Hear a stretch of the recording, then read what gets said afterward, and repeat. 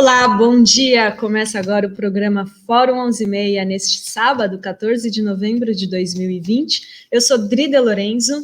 Eu sou Renato Rovai, que tal?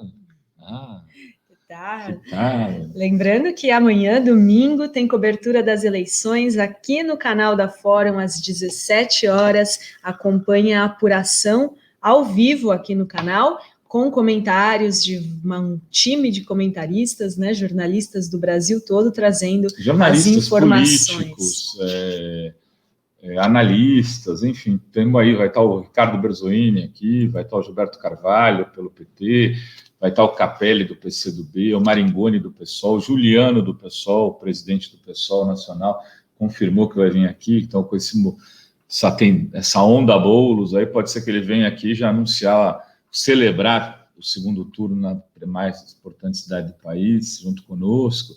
Vai ter Sinara Menezes, Joe, Tuster, enfim, um monte de gente de tudo quanto é coloração ideológica dentro do campo progressista, que é o campo da revista Fórum, e a gente não esconde de ninguém. É isso aí. Então, em vez de ir para a TV a cabo, vem aqui para o canal da Fórum no YouTube. A gente só pode prometer um show como foi o show da cobertura das eleições americanas. Com certeza. Quando a gente fez aqui 5 horas de live sem parar, e modestamente, a gente conseguiu trazer notícias exclusivas, análises ali na pinta do laço, com gente como Nasser, né, Heloísa Vilela, que vai estar aqui hoje conosco, a Sinara, que também participou, o Bruno Torturra, enfim, o Breno Altman, podia esquecer, né? O Breno Só Altman. Tem uma diferença, né? A gente não vai demorar tanto para saber o resultado, que nem as eleições num país desenvolvido, né? Não é aquela coisa, né, lá que tá. Ainda ontem eles estavam soltando o resultado do Alasca. Do Alasca não. Ontem foi do Arizona. Ainda. Alasca foi ontem. Arizona por ontem, aí o Biden ganhou no Arizona. Estão contando voto ainda. Ô, povinho desenvolvido, viu? Mas olha só, hoje a gente vai falar da Lava Jato e, de certa forma, dos Estados Unidos. Exatamente. A gente entrevista hoje Fernando Augusto Fernandes, doutor em Ciência Política pela Universidade Federal Fluminense, mestre em Direito Penal com a dissertação Poder e Saber, Campo Jurídico e Ideologia, que está lançando o livro Geopolítica da Intervenção, a Verdadeira História da Lava Jato. E o Fernando Augusto Fernandes foi também advogado defensor do presidente do Instituto Lula. Fernando Fernandes foi redator e signatário do habeas corpus, pelo qual obteve a decisão de soltar Lula em 2018 no Tribunal Regional Federal da 4ª Região, e também o relator da reclamação no Supremo, que permitiu toda a imprensa entrevistar o ex-presidente. Vocês devem se lembrar que o ex-presidente Lula não podia sequer dar entrevistas. Vamos subir, então, o doutor Fernando Augusto. Olá, bom dia, tudo bem? Bom dia, é uma honra estar aqui debatendo com vocês, Dri, Rovai, belo sábado, e amanhã, então, o programa promete, né? Exatamente. Amanhã vai ser um programão, no sentido literal da palavra, vai ser uma meia dúzia de horas seguidas. A gente vai ficar com o bumbum quadrado, sentado aqui, fazendo a apresentação. Porque o Faustão, pelo menos, ele fica lá, vai andando, né? Tem intervalo, entra o comercial. Aqui não tem comercial, aqui a gente fica ali. Não é fácil não, viu, Fernando? Se eu tivesse estudado, seria advogado, escritor. Eu sou um proletário do direito. Agora, o seguinte, falar nisso, né? Essa questão da advocacia de fronte é uma advocacia é uma profissão de alto risco. Dizia o Sobral Pinto que a profissão de advogado criminal não é para covardes. A gente viu aí companheiros nossos, como Pedro Serrano, né, ser vítima de uma investigação, imagina, por obstrução à justiça, porque impetrou um mandado de segurança para acessar os documentos no Ministério da Justiça do acordo com a Suíça, para comprovar as ilegalidades. O Batóquio recebeu uma busca e apreensão, o Eduardo, que foi advogado do Lula, quem defendeu o Lula no Supremo Tribunal Federal, recebeu uma busca e apreensão dos registros de entrada e saída do seu escritório. Ambos os casos foram anulados, mas nós estamos sob um ataque constante. Teve também o caso recente do próprio Zanin, né, que foi aí elencado numa investigação pelo Bretas, que esteve até aqui conosco comentando esse ataque aí aos advogados, né? Mas me diga aqui o que o livro traz para a gente aqui, a geopolítica. Primeiro, antes de qualquer coisa, André, vamos lá. Vamos lá. Geopolítica da intervenção, a verdadeira história da Lava Jato, é da Geração Editorial, né? Uma editora que costuma fazer excelentes livros, inclusive o Privataria Tucana, né? Que é um livro clássico, foi feito pela Geração. O livro pode ser comprado nas principais livrarias, mas também acredito que pelo site da Geração, né? O site da Geração deve fazer venda direta, então é simples, não tem, joga a Geração Editorial no Google aí, e você pode comprar. Se não, compre, como a gente sempre diz aqui, compre do livreiro mais perto de você. Vá naquela livraria de rua, que é um cara legal, e fala, olha só, liga para ele, faz que nem eu faço com o Zé Luiz Tarran aqui. Zé Luiz, é o seguinte, Tarran, preciso de livro tal, vou encomendar, aí vou lá, tomo um café, bato um papo na Realejo aqui de Santos. Então, adote uma livraria amiga, eles estão precisando. Exatamente. Adote uma livraria amiga, a nossa campanha aqui. E, então, o livro do Fernando, que é um excelente livro, eu comecei lendo de trás para frente, praticamente, Fernando. Eu fiz o inverso. Mas eu queria... advogado faz, né? Você deve ser advogado.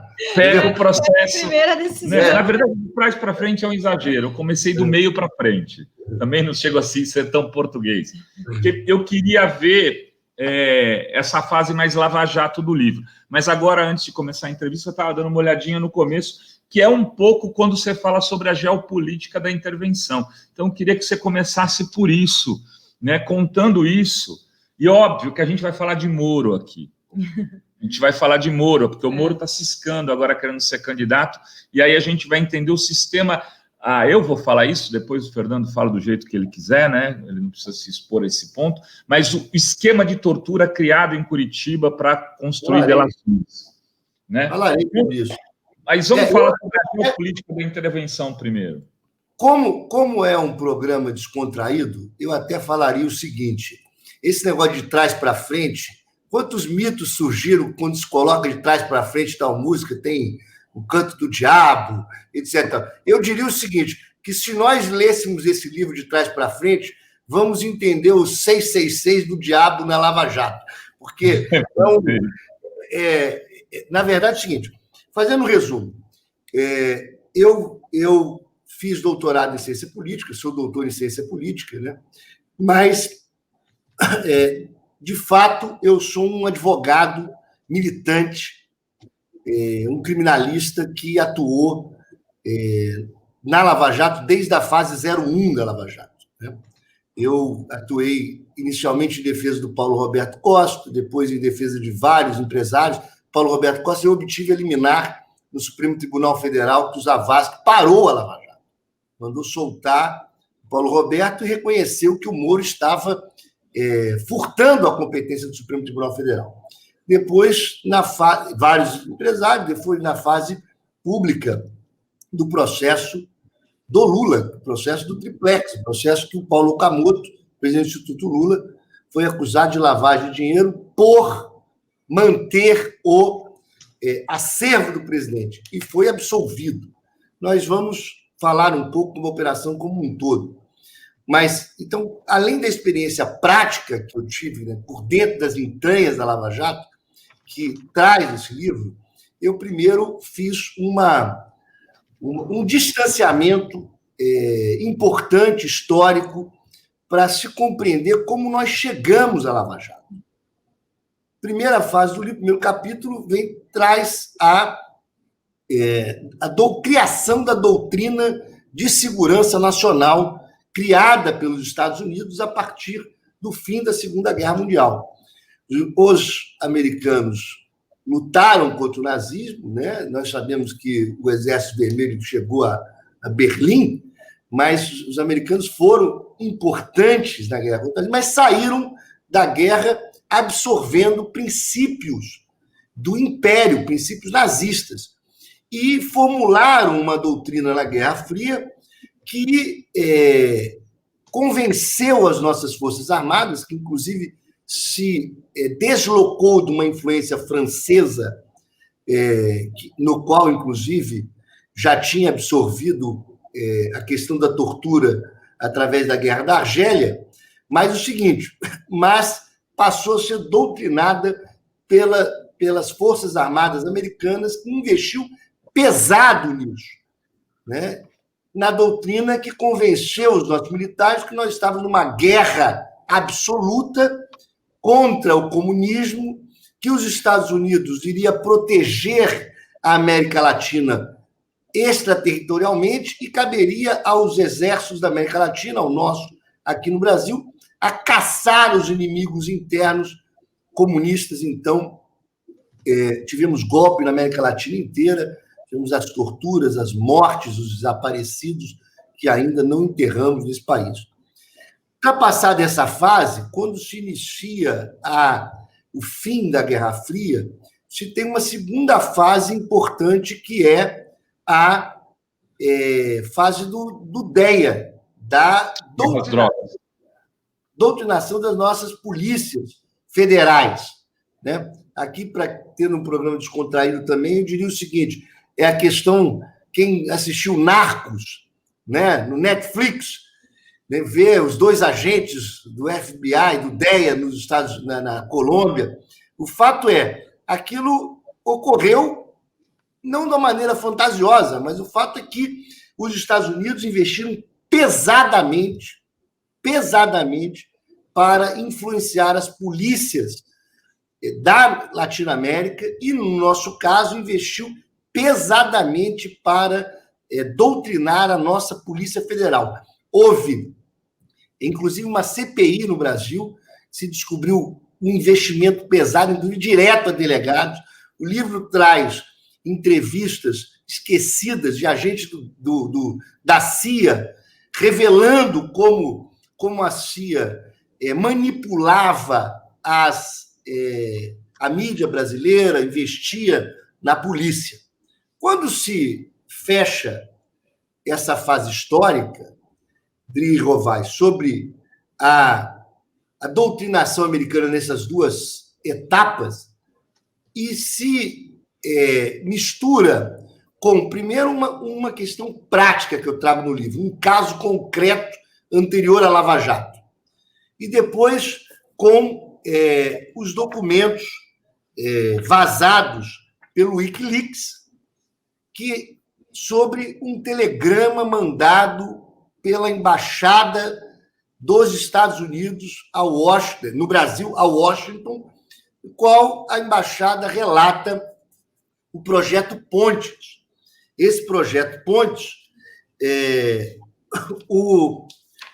a presença de inúmeros juízes brasileiros em um encontro, são vários encontros, em que eles são doutrinados, e esse telegrama acaba de uma maneira surpreendente, eu não acho aqui no momento, mas dizendo o seguinte, revelando que juízes de 26 estados, juízes federais de 26 estados brasileiros se encontravam presentes, policiais federais, procuradores, e o Moro registrado, destacado como palestrante, além do Gilson Dipp, mas o Moro especificamente, e o telegrama termina dizendo o seguinte: a aceitação é excepcional, os juízes brasileiros e autoridades se manifestam contra o governo e iniciaremos agora fases práticas.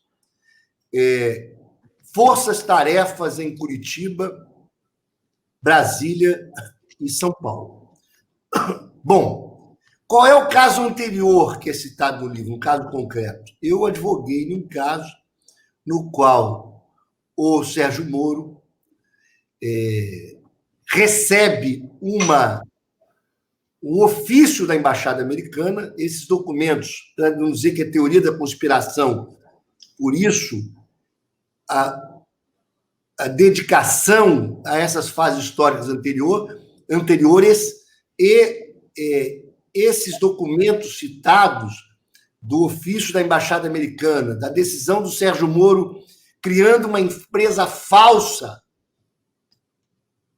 permitindo agente infiltrado americano e brasileiro, quando a lei sequer permitia isso, não tinha, a lei de organização criminosa não tinha isso, e ele se relacionando, e o Dallagnol diretamente com a Embaixada Americana, permitindo que policiais federais embarcassem para os Estados Unidos, criando uma operação conjunta. Ou seja, nós não temos aí mais só o telegrama e essas peças do quebra-cabeça. Fernando, deixa eu te interromper, mas só para te fazer uma pergunta aí.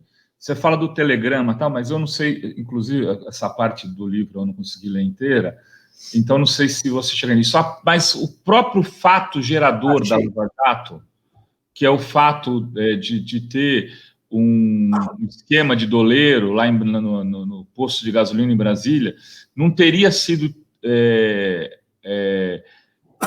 num primeiro momento, investigado nos Estados Unidos e trazido para cá por conta de drogas? Não. Na verdade, é o seguinte,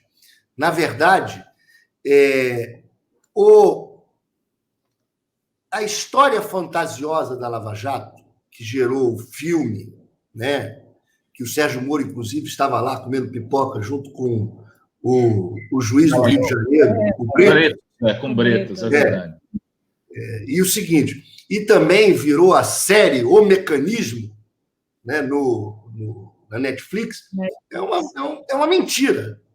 É um fato o seguinte, a Lava Jato não se inicia no posto de gasolina. E o livro traz os elementos necessários para mostrar que a fraude é profunda. Na verdade, o Sérgio Moro, ele recebe, anos antes, um ofício da Polícia Federal, direto a ele, com uma interceptação telefônica de um advogado com o deputado Janene. Então, você já tem dois problemas. Primeiro, você tinha um deputado que tinha foro prerrogativo. Não podia o Sérgio Moro estar recebendo uma notícia-crime contra o deputado. Segundo, era uma conversa com o advogado, que tem sigilo profissional. E essa conversa era exclusivamente profissional mesmo, orientava contra um depoimento. E a Polícia Federal encaminha isso a ele. Aí você tem a grande fraude, porque essa interceptação não tinha sido feita na vara do Moro. Então, ela vem de outro lugar, provavelmente daquela cidade ali próxima. Já vou lembrar o nome. Mas o seguinte, não há uma autorização do outro juiz, para emprestar essa prova para o Sérgio Moro. A Polícia Federal pega essa interceptação e leva o Sérgio Moro sem distribuição nenhuma. E aí o Sérgio Moro despacha: apense-se ao processo X, que é o Banestado. Ou seja, a Polícia Federal escolhe o Sérgio Moro para iniciar essa investigação. E ele fica com essa investigação por anos. Anos e anos e anos, deferindo inúmeras interceptações, inúmeras quebras de sigilo, e, inclusive, sem dar vista ao Ministério Público. Ele conduz a investigação. Então, e ele faz isso até que ele conseguisse chegar ao momento em que ele batesse em alguém da Petrobras.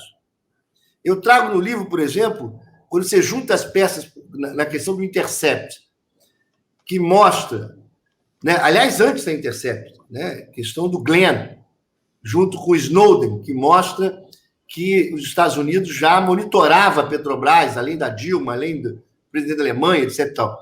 Ou seja, ele vai se mantendo no caso até ele esbarrar onde ele já quer chegar. E aí ele dispara a operação paralelamente para pegar o Paulo Roberto Costa.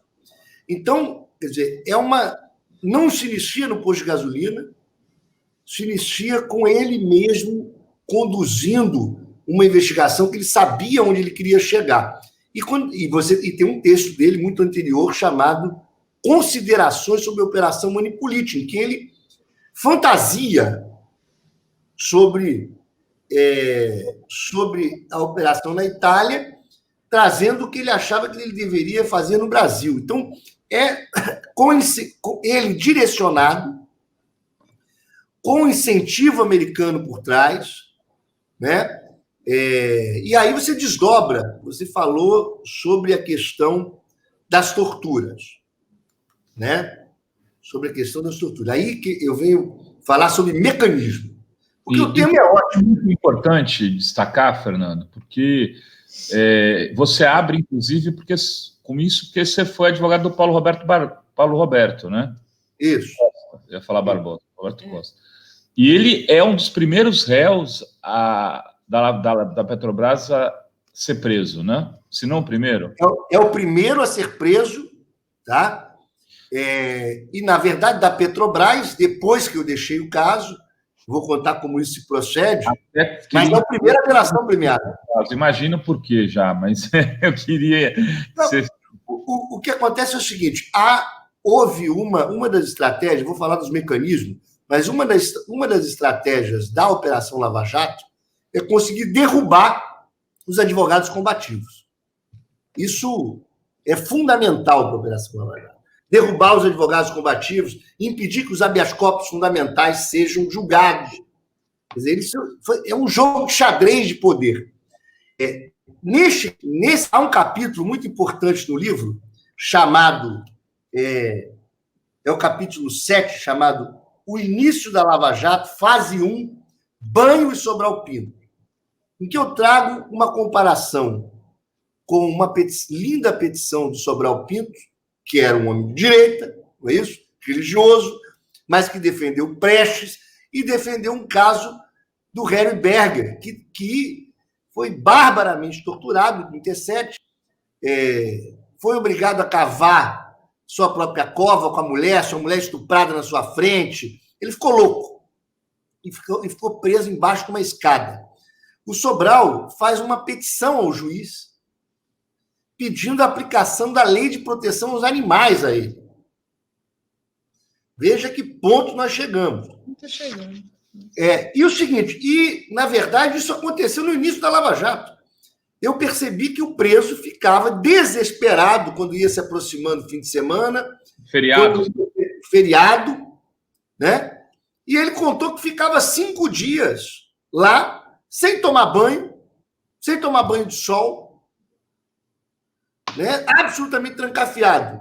E aí, isso é uma coisa importante, porque nós fizemos uma petição ao juiz de plantão, que quando iniciou, pedindo que fosse, destacando essa legislação, quer dizer, essa petição do Sobral Pinto, destacando que o preso de segurança máxima, RDD, Regime Disciplinar Diferenciado, seria para miliciano, traficante, que é deslocado do seu estado, e aí uma outra estratégia da Operação Lava Jato, que só em RDD você desloca o preso de estado, o preso tem direito de ficar perto da sua família, e a Lava Jato colocou como método prende e sequestra para Curitiba, né?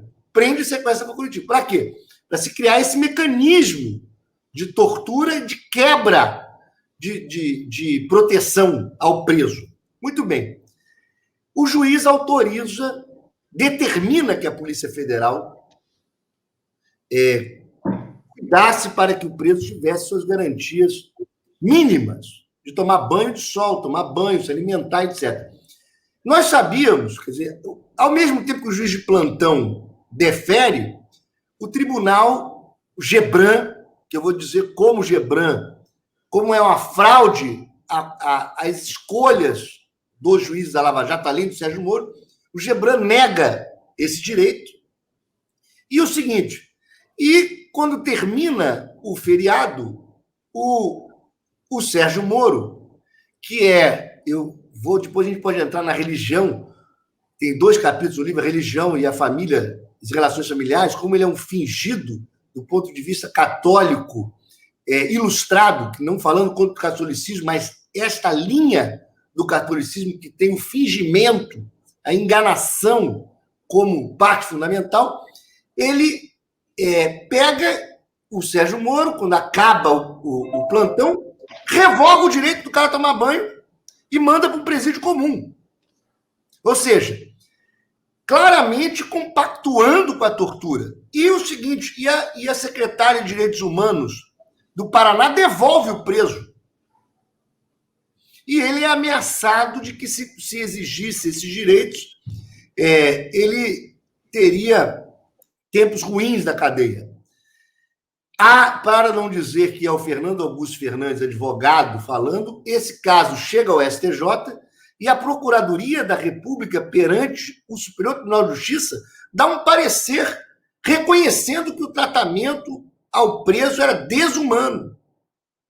Isso é um dado fundamental, porque esse habeas corpus, depois que o Zavascki defere uma liminar e ele é solto, eu obtive uma liminar demonstrando que ele enganava o Supremo, e ele novamente enganou, e ali, a partir daquele momento, eu cumpri a minha etapa de defesa, ele volta a ser preso posteriormente, e esse habeas corpus é desistido, esse habeas corpus nunca chega a ser julgado. Mas os presos posteriores, então, sofreram a mesma coisa. Esse é o fato. Quer dizer, há uma tortura, e não é tortura psicológica, é tortura física. Guantánamo, por exemplo, não deixa o preso dormir. Isso não é psicológico, isso é físico. Isso é claramente físico. Bom,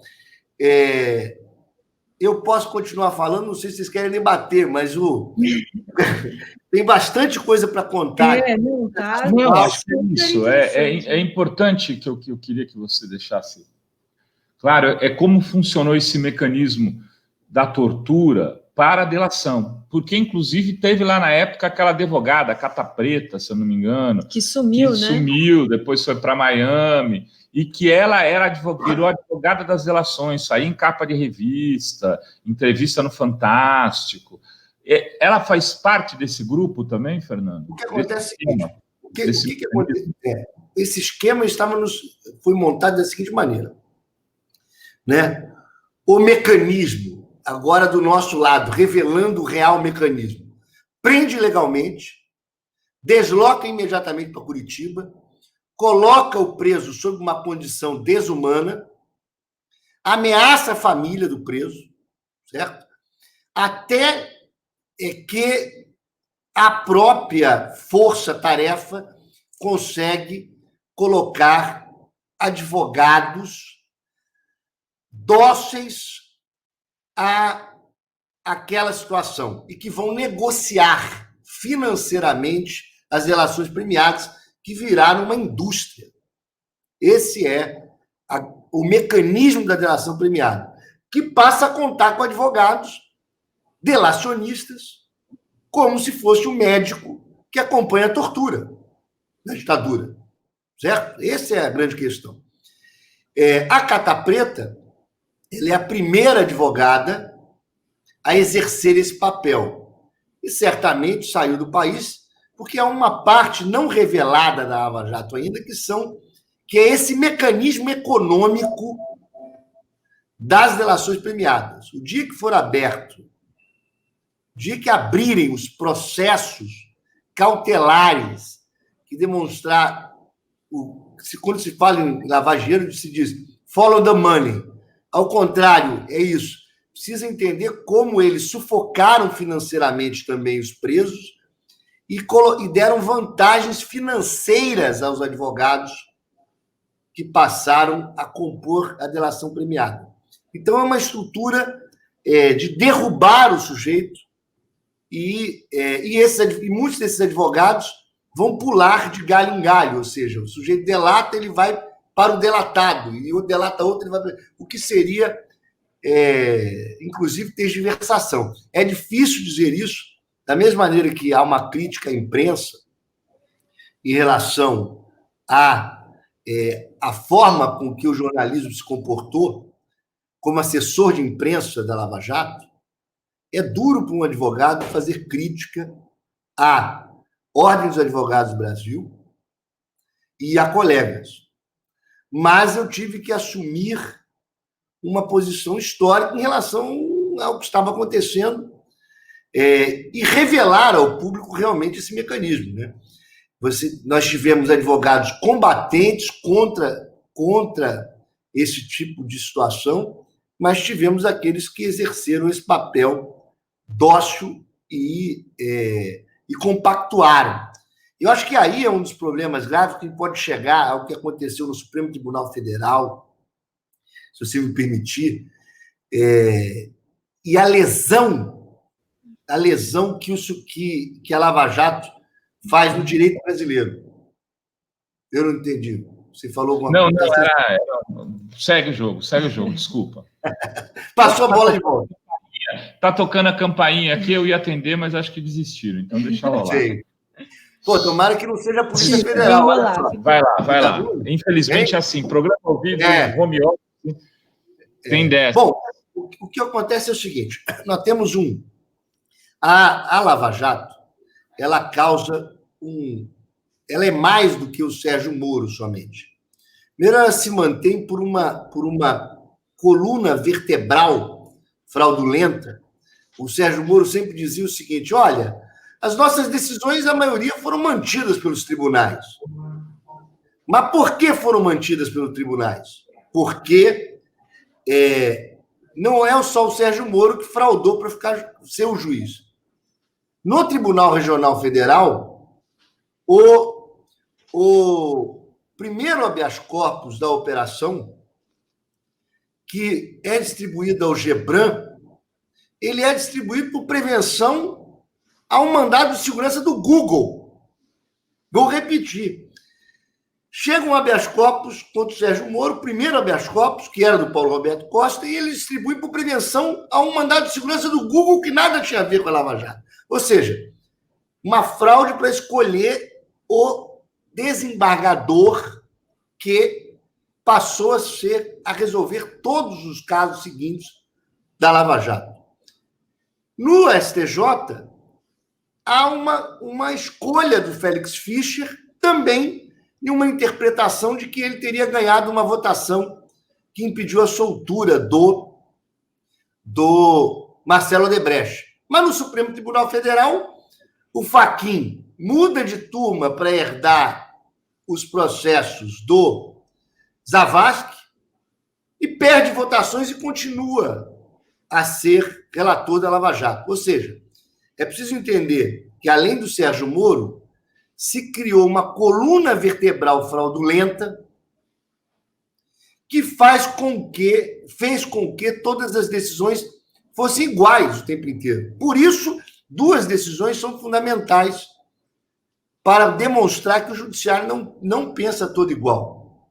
Uma, a própria decisão que nós falamos aqui, determinando que ele tomasse banho, etc. Segundo, a decisão que quase soltou o Lula naquele domingo. Qual é o procurador? Qual o nome dele agora? Me foge. Favreto. Favreto. Que o Moro estava de férias, né? E conseguiu derrubar essa liminar, né? Isso. É o seguinte, na verdade, o que acontece? O Adi Damus, Paulo Teixeira e o Paulo Pimenta, junto comigo, né, fizemos um habeas corpus, demos entrada naquele plantão. Nós não sabíamos que ia ser deferida liminar, mas nós sabíamos que aquilo, pela primeira vez, iria ser analisado o caso por alguém que não estava nessa coluna vertebral. Essa é a grande lição. Bastou mudar o juiz para que se determinasse a soltura. Quase colocamos o Lula na rua. Sabíamos que aquilo, se conseguíssemos, ele iria voltar a ser preso. Mas se conseguíssemos isso, ele pelo menos iria falar, porque ele estava sequestrado e calado, né? Mas o seguinte, aquilo demonstrou que o judiciário não pensava igual. E o seguinte, para não cumprir a ordem de soltura, eles tiveram que se expor às entranhas de todas as ilegalidades possíveis. O Sérgio Moro, que estava de férias, mandou não cumprir a ordem. o desembargador Gebran, que não era desembargador, por que não era?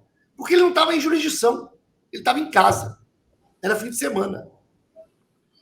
Mandou não cumprir a ordem, o desembargador Favreto deu um despacho dizendo: eu sou o único desembargador de plantão, única autoridade neste momento, determina o cumprimento. E aí vem uma decisão do presidente do tribunal, que também não tem poderes para mandar descumprir uma ordem, porque também presidente do tribunal no fim de semana não é juiz nem desembargador, porque por isso existe o plantão, para que haja uma autoridade que representa o tribunal. Então, eles tiveram que se socorrer a todo tipo de absurdo e ilegalidade para não cumprir a ordem.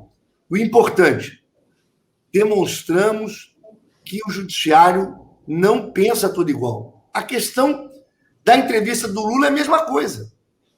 Quer dizer, se entra com uma reclamação, a Mônica Bergamo consegue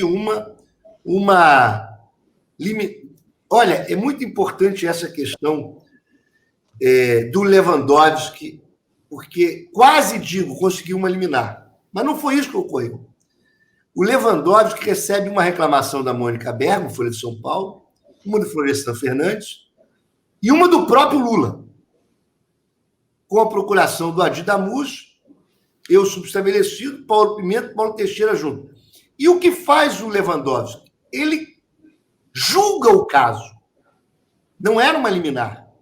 Ele julgou definitivamente o caso, dizendo que o Supremo já tinha decidido que a liberdade de imprensa é garantia individual, não pode haver censura. O que faz a Procuradora-Geral da República nesse momento? Fala: não vou recorrer, concordo com a decisão. E o Fux, como vice-presidente do Supremo Tribunal Federal, na presidência, estava em exercício, defere uma liminar suspendendo uma ordem que o Ministério Público não recorreu. Então, é claramente uma ação que teve um efeito direto na eleição. Não só a prisão do Lula, que já foi ilegal, eu mostro no livro e eu posso explicar. Eu estou falando há 37 minutos, digo que a melhor maneira de acabar com o homem é deixar ele falar sem parar, né? Porque os assuntos são muitos, e o livro muitos detalhes, esse negócio. Muitos detalhes. A Lava Jato se compõe de tantos detalhezinhos. Vou acabar esse. Então, ele defere uma ordem, o Fux suspende a ordem. Ou seja, mantém uma censura ao Lula. E quando o Supremo Tribunal Federal vai revogar essa censura? Depois da eleição. E quando o Supremo cai numa esparrela, que é quando fazem a gravação do Delcídio, certo? O Delcídio cita o nome de ministros do Supremo Tribunal Federal. Não tinha nada contra nenhum ministro do Supremo. Nada. Ele cria uma bravata dizendo que falou com ministros, etc. Mas o Supremo cai na bravata, mas cai na chantagem das forças policiais com aquela gravação e parte numa ação de autoproteção do próprio Supremo. Manda prender um senador da República. Que a Constituição diz: deputados e senadores não podem ser presos senão em flagrante delito por crime inafiançável. Ou seja, o Supremo Tribunal Federal não podia prendê-lo. O Supremo criou que o senador estava em flagrante delito, quando não estava, evidentemente. Manda prender e o seguinte, manda prender também um banqueiro, né? E quando você mistura isso ao fato de, em outro momento, a revista Cruzoé ter publicado uma matéria de que o Toffoli seria o amigo do pai do Odebrecht, que também não tinha nada contra o Toffoli. Porque um delator dizer que acha que um amigo do amigo é o Toffoli, que não era nem ministro à época, não tinha nada contra ele. Só que o Supremo, de igual forma, sai em sua própria proteção, certo? E manda censurar a revista. Uhum. O que acontece? A imprensa cai em cima do Supremo Tribunal Federal dizendo, olha, isso é censura, não pode. E o seguinte, o Supremo é obrigado a recuar e revogar a censura contra a Cruzoé. E no mesmo dia revoga a censura contra o Lula. E a eleição tinha acabado. Ou seja, veja que nesses atos mostra-se como o Supremo Tribunal Federal foi sendo levado pela Lava Jato, se afastando da Constituição. A própria prisão do Lula é isso, né? A prisão do Lula é o seguinte: havia uma discussão no Supremo Tribunal Federal sobre a presunção de inocência. Muito bem.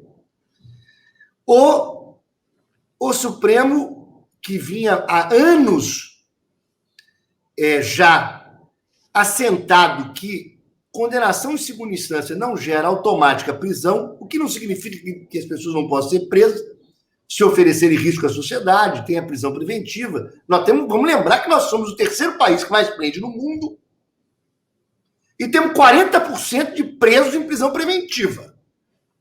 Muitos anos sem julgar. Então, quer dizer, criaram uma ideia de que a prisão em segunda instância, quer dizer, se não se prender em segunda instância, começaria impunidade, quando a prisão preventiva é um absurdo e em larga escala.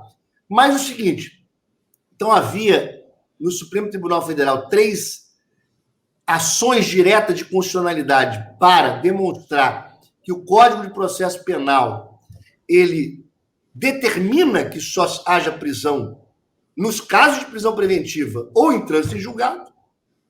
E o seguinte, e há uma manipulação da pauta do Supremo Tribunal Federal. A Carmen Lúcia, como presidente do Supremo Tribunal Federal, coloca para julgar o habeas corpus do Lula, em vez de colocar para julgar as 3 ações diretas de constitucionalidade que eram anteriores e estavam prontas para julgamento. Para quê? Para o debate sobre a prisão em segunda instância se concentrar em um único caso e polemizar em cima do Lula. Com isso, junto com a ameaça do general e etc., o Supremo Tribunal Federal nega o habeas corpus, permite a prisão do Lula por diferença de 1 voto. Que foi o da Carmen Lúcia, né? Agora, que foi o da Carmen Lúcia, né? Que é o voto de Minerva na época. Na verdade, a Rosa Weber é que foi fazer a grande diferença. Por quê? Porque a Rosa Weber ela votava contra a prisão em segunda instância e, neste caso, do Lula, ela veio mudar de voto só naquele habeas corpus. Quer dizer, não é que seja... a Carmen Lúcia ela votou contra nos outros. Mas ela foi a última a votar, né, naquele dia. Eu lembro, estou lembrando do voto dela, né? É verdade, mas foi um voto, inclusive. Não dá para entender, não dá para entender o voto. Mas quem foi a biruta a mudar de posição foi a Rosa Weber.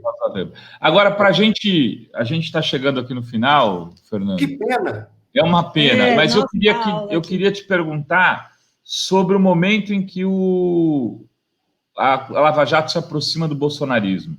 Se você consegue perceber isso e nas atuações como advogado, quando ela começa a sair, porque ela tinha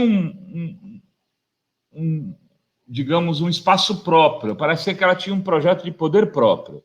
Eu acho que ela tem, mas ela se associa como sócia minoritária. Na verdade, é o seguinte, é muito claro que o primeiro projeto de poder do que o Gilmar Mendes chama de estamento, e o Gilmar é muito citado no livro porque o Gilmar ele vai ser um defensor da Lava Jato, profundo, e depois ele vai girar e vai ser um dos maiores denunciadores dos abusos da Lava Jato. Ele, ao mesmo tempo que impede o Lula de tomar posse, com base numa gravação ilegal, depois parece que ele percebe a que ponto chegou a Lava Jato e passa a bombardear a Lava Jato. O projeto, quer dizer, o processo do Lula, eu explico para quem não é advogado como é uma fraude. absoluta o processo Lula. A condenação do Lula no processo do triplex não dá para explicar como se mantenha um estudante de direito de primeiro período. É simples, muito rapidamente eu posso falar. O TRF, por exemplo, negou o recurso do Ministério Público para dizer que o Lula não estava sendo condenado por 3 contratos da Petrobras. Negou para o Ministério Público queria aumentar a pena por 3 contratos. E disse: Lula está sendo condenado por todos os atos de corrupção do seu governo. E por um apartamento que ele nunca recebeu, nunca teve a chave. Nunca. Então é o seguinte, quem for se aprofundar vai ver o seguinte, não tem como se manter de pé essa condenação.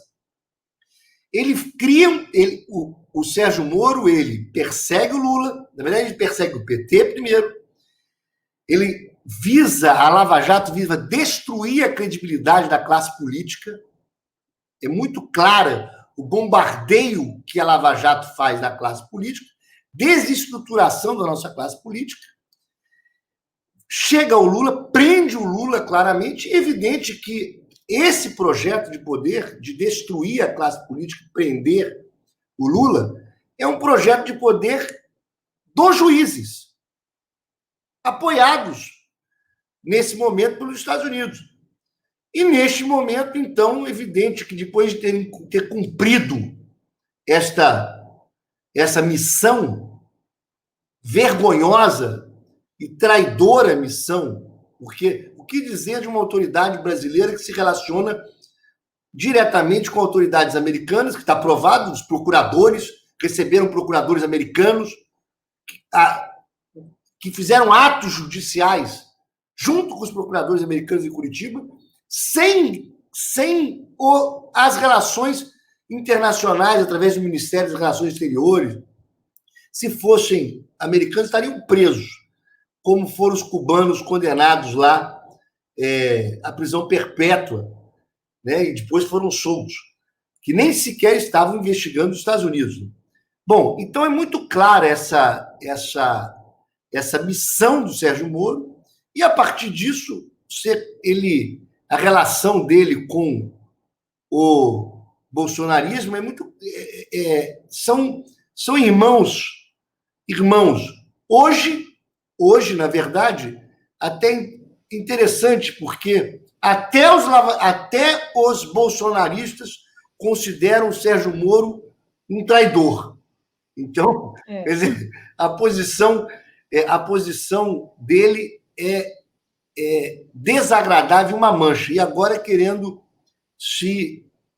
reaparecer, né? Há um movimento terrível contra este sujeito, quer dizer, permitindo que um sujeito desse consiga ainda debater alguma coisa no nosso país. Então, olha só, gente, Geopolítica da Intervenção, novo livro, a Geração, a editora Geração, a verdadeira história da Lava Jato, imperdível, como a gente disse, vá até o seu livreiro mais próximo. Porque às vezes escrever história quente não é fácil, né, Fernando? Mas você consegue porque teve dentro do insight. Inside. E estou com o cano do revólver ainda quente das batalhas. Sentiu o bafo quente do mecanismo, né?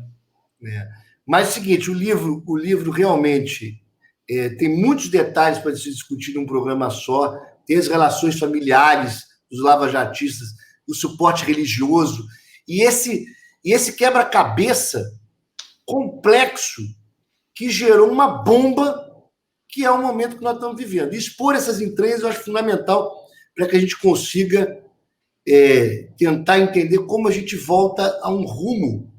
Agora, para a gente encerrar mesmo, me faz uma previsão aí. Você me permite uma brincadeira? Eu falei no início que você estava muito... bonezinho, né?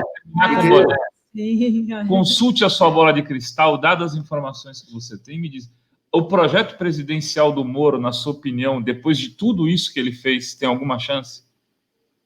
Olha, é perigoso, é perigoso. Nós precisamos deixar muito claro e debater muito claramente os abusos que o Sérgio Moro cometeu. Esta batalha contra a ilegalidade, porque ele não representa só, Sérgio Moro não representa só um sujeito que foi ser ministro, um traidor do bolsonarismo, mas ele representa claramente a utilização do poder para a destruição dos progressistas brasileiros. Nós precisamos ter muito... Até o Centrão compreende isso. É perigoso e precisamos claramente discutir isso, a Lava Jato, até que possamos nos livrar desse fantasma. Ele precisa ser enterrado, né? Muito bom. Acho que com esta frase a gente pode terminar em alto astral o programa. Ele precisa ser enterrado. Vamos levar esse 7º dia dele com todas as honras, né? Sim, nós cuidaremos dos... Enterro civil, para dizer claramente, não dizer que eu estou... Claro, ninguém achar que a gente está querendo matar ninguém, né, fisicamente. Não, é a violência, exatamente. Até porque ele sempre agiu como político, né, Fernando? Enterro político. Ele nunca foi juiz. Nós podemos, em outra hora, até eu tenho brincado, ele pode fazer um 11, mas o programa é 11h30, senão eu ia falar Dri Rovai Wine, para a gente fazer um... mas... É porque assim, o programa começa às 11h30, mas a gente pode abrir um vinho a meio-dia, né? Mas o que a gente pode... já pode, né? A gente pode fazer quando tiver mais umas notícias quentes aí, Fernando, te chamar para analisar ali na ponta do laço. Vai ser um prazer. Eu adorei estar com vocês nesse sábado, né? Olha lá, ó. Paraty aqui. Eu estou em Paraty. Dia claro. Só falta chover, né? Porque ainda bem que a nossa audiência sabe que o programa é gravado, não tem isso. Aos sábados, todos os sábados. Aí chove São Paulo. Olha só, de segunda a sexta, ao vivo, estamos aqui trazendo as notícias com comentários. Aos sábados, sempre uma grande entrevista. E aos domingos tem Boteco da Fórum ao meio-dia, com Julinho Bittencourt e Cris Cog, trazendo sempre... Desta vez, não. Amanhã mantém. Eu acho que... Agora eu não sei dizer. Porque a eleição eu não sei. A eleição acho que vai ter. Mas meio-dia eu todos comi bola aqui. Gente, beijos. Muito Tudo de obrigada, bom, Fernando. Um abraço para vocês. Um abraço, obrigada.